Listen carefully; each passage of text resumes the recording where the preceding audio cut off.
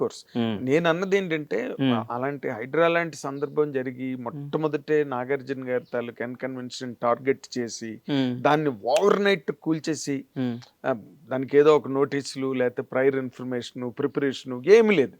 అసలు అలాంటివి జరుగుతున్నప్పుడు హైడ్రా మీద కూడా చాలా వ్యతిరేకత వచ్చింది ఓవరాల్ గా. అంటే నేను చెప్పలేను, అంటే నేను ఒక సినిమా రంగానికి సంబంధించిన వాడిగా అందుకే సినిమా వాళ్ళంటే ప్రాణం నాకు.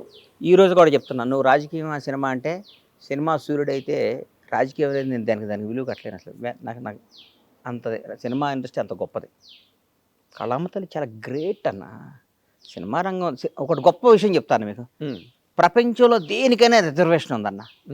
దేనికైనా ఐఏఎస్లకి ఐపీఎస్లకి ఎనీథింగ్, ఎమ్మెల్యే అవడానికి ఎంపీ అవడానికి ఉంది.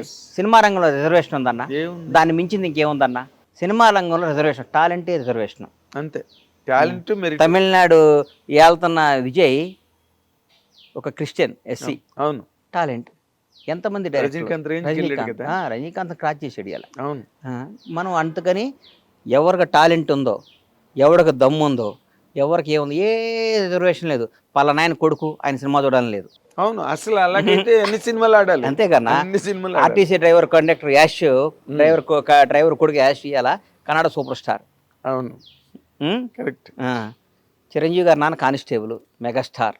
అవును, ఆయన ఎంతమంది ఒక తరాన్ని తీసుకొచ్చాడు, ఎంతోమందికి ఒక భరోసా కల్పించాడు కదన్నా.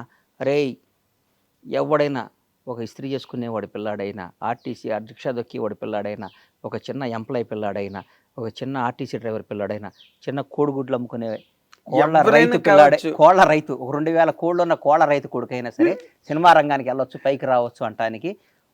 ఎట్లొస్తాం రా మనం, మన రానివ్వరు రానే వాళ్ళకి. నాన్న చిరంజీవి వాళ్ళ నాన్న మేము కానిస్టేబుల్ అంట, నాన్న మెగాస్టార్ కాలేదా అని గొడవ పడే స్థాయికి తీసుకొచ్చి ప్రపంచానికి ధైర్యాన్ని తీసుకొచ్చి ప్రపంచానికి భరోసా ఇచ్చిన వ్యక్తి మెగాస్టార్.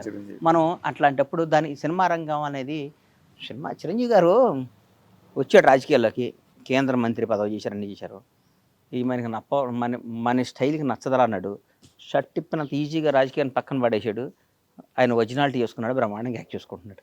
అవును, అందుకంటే ఇంటర్వ్యూలో చెప్పారు కూడా, నాదేని ప్రపంచం నేను ఎన్నిసార్లు అనిపిస్తుందో.